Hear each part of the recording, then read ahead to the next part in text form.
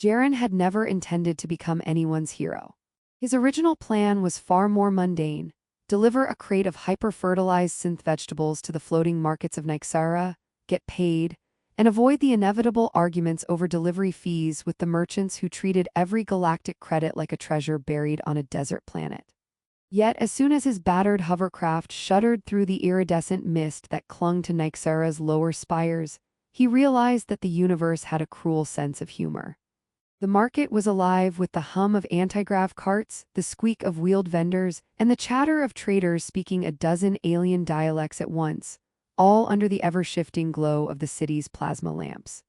Somewhere in that chaos, the daughter of the alien queen was being held captive, and it would fall to him, a human who could barely keep a grav booster from exploding, to get her out. The first problem presented itself almost immediately. A squad of mercenaries, their armor painted in iridescent shades meant to intimidate, had cornered the girl near the floating fruit stalls. She looked like she had stepped out of a mythic vision, pale-skinned with long, elegant ears that flicked in subtle annoyance, her gold-flecked eyes darting between her captors and the curious crowd of Nyxara's citizens. She wasn't just regal, she radiated a quiet authority that made Jaren's knees threaten rebellion. And then she tilted her head and smirked at him as if to say, "Yes, you, human, try not to embarrass yourself." Jaren's first move was to reach for his translator, a device he had mostly used to ask for directions or the price of moonfruit. It promptly short-circuited. Sparks flew. A loud pop echoed through the market, and a nearby merchant's hover cart teetered dangerously before dumping a crate of glowing orange tubers onto a trio of disgruntled shoppers. Sorry." Jaren yelled, waving his hands like a conductor summoning an orchestra of chaos. The mercenaries glanced at each other, mildly confused, and the princess rolled her eyes in a mixture of amusement and exasperation. He tried to get serious, pulling out a small holographic projector that could, in theory, create realistic illusions. In practice, he accidentally projected a gigantic dancing space whale, complete with neon flippers and a strangely catchy theme song, into the middle of the market. People screamed, merchants cursed, and one of the mercenaries slipped spectacularly on a puddle of synthoil, sprawling into the neon-lit fruit crates. The princess laughed, a soft, musical sound that made Jaren's heart lurch and his focus slip entirely. He knew he had to regain control before the situation devolved completely into an interstellar circus. With a combination of panicked improvisation and sheer dumb luck, Jaren guided the princess through a series of narrow alleys and gravity tunnels that twisted and curled like ribbons suspended in air. The tunnels hummed with low-energy plasma currents, giving the walls a faint, eerie glow. He kept glancing back, half expecting the mercenaries to magically teleport onto his tail. "Don't look now, but I think one of them is surfing on a street-cleaning drone," he whispered. The princess snorted, her ears twitching in amusement. "Humans are predictable," she said, "but oddly entertaining." They rounded a corner, and Jaren nearly tripped over a group of floating vendors selling crystalline fruit that refracted light like tiny prisms. The princess reached out and steadied him with a delicate hand, her long ears brushing against his shoulder. He tried to ignore the thrill that shot through him and focused on the task at hand. Somewhere in the tunnels, a robotic street cleaner, angry and obstinate, whirred to life and began pursuing them with surprising determination. Jaren flailed wildly, pulling a lever that ejected a net of energy filaments meant to snag the drone. Instead, it tangled one of the floating market carts, which spun lazily, scattering glowing spices in a multicolored cloud. The princess coughed through laughter, ducking under an arch of flickering plasma, and Jaren muttered, "Yeah, I'm a regular space genius." Eventually, they emerged from the tunnels onto a platform overlooking the city. The neon haze of Nyxara stretched beneath them, a tapestry of lights and floating spires. The princess's golden eyes widened, not in fear but in a rare moment of genuine awe. "You humans see beauty in strange ways," she said, almost to herself, and Jaren wondered if she meant him, the city, or the absurd chase that had brought them there.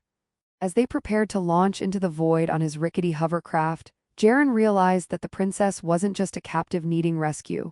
She was an intelligent, witty, and surprisingly fearless companion, capable of quipping even as mercenaries chased them through neon-lit chaos.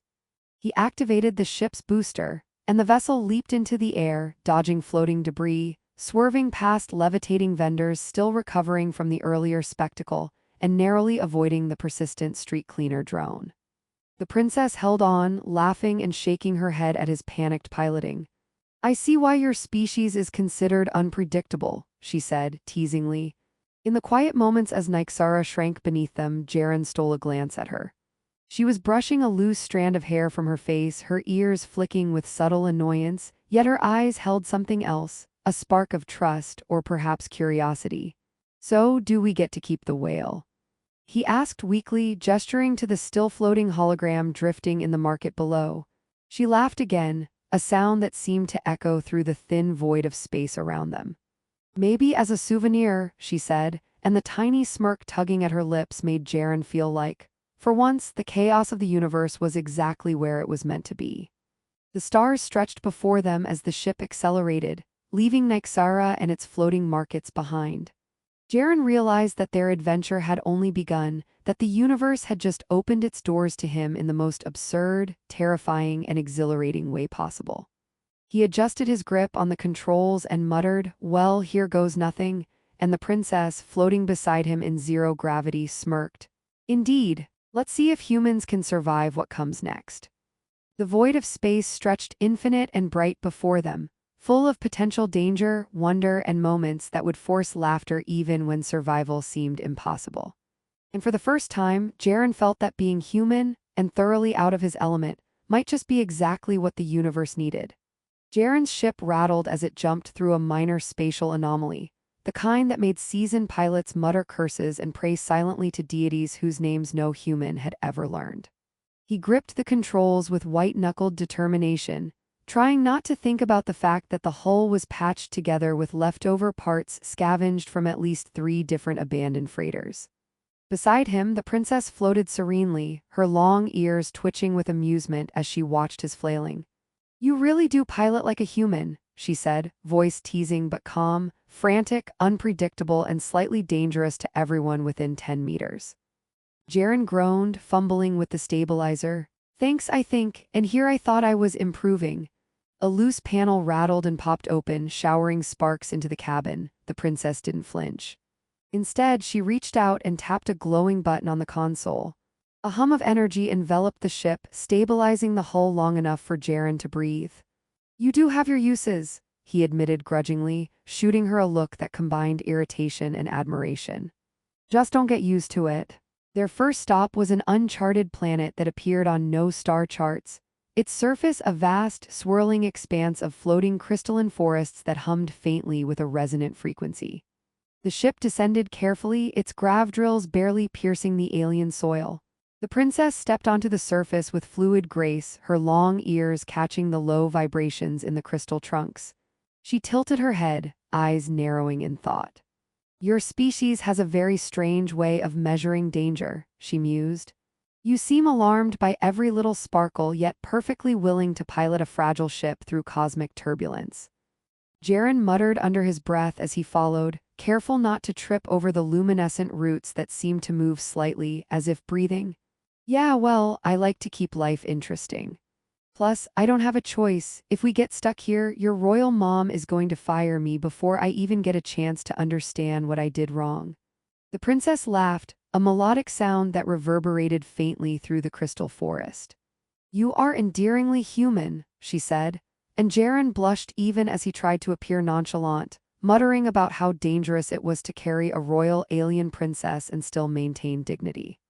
They wandered deeper into the forest, discovering pools of liquid that shimmered like liquid starlight, reflecting not their faces but memories, or at least, illusions of them. Jaren peered into one, seeing a version of himself holding a medal and smiling like some heroic figure from a holovideo, and immediately shook his head. "Yeah, right. I'm more likely to trip on a root and fall into a crater than win any medals." The princess snorted, floating upside down for better leverage over a branch that extended into the mist. "Your humility is charming. I have not encountered humans who acknowledge their incompetence so openly." As night fell over the crystalline canopy, the forest emitted a soft, multicolored glow, lighting their path back to the ship. But trouble was never far behind. A marauding fleet of mercenaries, likely tracing their earlier misadventure, appeared in orbit, scanning for the ship's energy signature. Jaren cursed and toggled the ship's thrusters, preparing for an unplanned escape. The princess leaned over the console, fingers dancing across unfamiliar controls, eyes glowing faintly as she interfaced with the ship's systems in ways that made Jaren question his entire career. "You humans are amusing," she said, "so easily terrified and yet so capable under pressure. Do you practice panic?" The ensuing chase through asteroid fields and magnetic storms combined terror and absurdity in equal measure. Jaren swerved around spinning rocks, narrowly avoiding collisions, while the princess released minor grav disruptions that nudged enemy ships off course. At one point, Jaren exclaimed, "I swear if one more rock hits us, I'm retiring." And the princess replied with a smirk, "Oh, you'll never retire, human, not while the universe still finds you entertaining." A small asteroid bounced harmlessly off the ship and the princess squealed with laughter, her ears flaring outward in delight. Jaren rolled his eyes, muttering, "Yeah, because laughing at near-death experiences is exactly what I trained for." After losing the fleet in a particularly tricky maneuver that involved baiting them into a gravity well, they drifted into a quiet section of space near a planet where the atmosphere caused time to dilate. Minutes stretched into hours, giving them a brief respite. The princess floated lazily near the viewport, her golden eyes reflecting the distorted light. "You know," she said, "your species seems entirely incapable of relaxing, yet here you are, surviving because of instinct, courage, and sheer luck. Perhaps luck is your greatest weapon." Jaren leaned back in his seat, hands behind his head, and grinned. "Yeah, I like to think of it as skill disguised as panicked improvisation." Over the next few cycles, the princess revealed fragments of her life aboard the royal cruiser, tales of court intrigue that sounded more like interstellar soap operas than politics. She described debates over trade routes with planets that didn't even orbit the same galaxy, and how her mother, the alien queen, measured loyalty and intelligence with tests that could render entire fleets obsolete with a single command. Jaren listened, fascinated, occasionally interrupting with awkward jokes about his own lack of social finesse, which made her laugh and shake her head. "You humans have an unusual sense of humor," she said, "and yet oddly effective in disarming tension. Perhaps that is why you survived this long." At one point, while attempting to meditate in the zero-gravity cabin, something the princess insisted was essential for mental clarity, Jaren ended up floating upside down and bumping his head against a bulkhead. "This is harder than it looks," he groaned. The princess, perfectly balanced nearby, giggled and teased, "Your species excels in chaos yet struggles with stillness. Fascinating." Jaren shot her a mock glare, but his grin betrayed him. He knew she enjoyed these moments as much as he did, the laughter keeping fear and exhaustion at bay even as the dangers of space pressed in on all sides. By the chapter's end, they were more than mere allies. Trust had begun to bloom between them, tempered with humor, mutual respect, and the thrill of surviving impossible odds together. The princess, with her long ears flicking thoughtfully, glanced at Jaren and said, "We make a strange team, human. Unpredictable yet surprisingly competent." Jaren grinned, adjusting the ship's course toward the alien queen's capital. "Strange, unpredictable, competent, I'll take it. As long as we survive the next fleet, I think we're doing okay." As stars streaked past the viewport and the ship hummed steadily in the void, both of them understood something without saying it. The galaxy was vast, full of wonders and dangers, and their adventure had only just begun. Jaren's ship shuddered as it descended through the iridescent atmosphere of the alien queen's capital, a sprawling city of floating spires and shimmering canals that reflected light in impossible angles. The city hummed with energy, a symphony of technology and elegance, and every surface seemed alive, pulsing faintly with bioluminescent circuits. Beside him, the princess floated effortlessly, her long ears brushing gently against the control panels as she peered out the viewport with a mixture of awe and mischief. "Welcome home, human," she said, her voice carrying a teasing lilt. "Try not to embarrass yourself in front of my mother. I would hate to see such a promising chaos maker reduced to a nervous puddle." Jaren swallowed hard, gripping the controls as the city stretched beneath them. "Thanks for the pep talk," he muttered. "I'll try not to crash the hovercraft into your mother's throne." The princess laughed, a sound that bounced off the hull with unexpected warmth, and for a brief moment he allowed himself to believe that they might survive this visit without calamity. Their landing was smooth, the ship settling onto a platform that shimmered as if it were made of liquid light. Courtiers and diplomats, beings from countless star systems, regarded Jaren with polite curiosity, their multiple limbs and appendages performing gestures that he tried desperately to mirror. The princess nudged him with an elbow, her golden eyes gleaming with amusement. Relax. Worst-case scenario, you become a legend for either heroism or idiocy. Either works for me. Jaren took a deep breath, nodding, and followed her into the palace. The throne room was enormous, its walls adorned with shifting holographic tapestries depicting victories and treaties spanning millennia. The queen herself sat upon a throne that hovered a few meters above the floor, her long ears angled in quiet authority, eyes like molten metal surveying her court. She was formidable, regal, and utterly intimidating. Jaren felt his stomach twist, imagining all the ways he might fail in the next few moments. He straightened his back, trying to project confidence he didn't entirely feel. "Human," the queen intoned, her voice resonant and impossibly deep. "You have retrieved my daughter from the clutches of mercenaries who have evaded my finest guards. You have demonstrated bravery, resourcefulness, and a peculiar flair for chaos." She tilted her head slightly, and Jaren thought he detected the faintest trace of amusement. "Your reward will be the device of threads," she continued. "A tool that can alter strands of cosmic destiny. Handle it wisely, for misuse could unravel entire histories." The princess floated closer, eyes glinting with pride and a hint of mischief. "Do try not to lose it, human. And don't look too smug, that will only make you appear more human than usual." Jaren's hands shook slightly as the queen presented the device, a crystalline orb that pulsed with colors he could not name, humming softly as if aware of the weight it carried. He held it reverently, sensing the responsibility embedded in its core, and realized that the galaxy in all its infinite complexity had placed trust in him. The enormity of it was terrifying, but also exhilarating.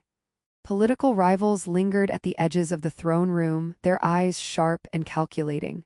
The queen's advisors whispered among themselves, plotting and scheming, yet Jaren found that humor once again became his shield. A particularly pompous diplomat extended 6 appendages in a formal greeting, and Jaren, panicking slightly, attempted to shake them all simultaneously. He ended up tangling himself in one, spinning in place until the princess couldn't contain her laughter. The queen's stern expression softened imperceptibly, and for a moment Jaren realized that courage and wit, even fumbling wit, could earn more favor than perfect composure.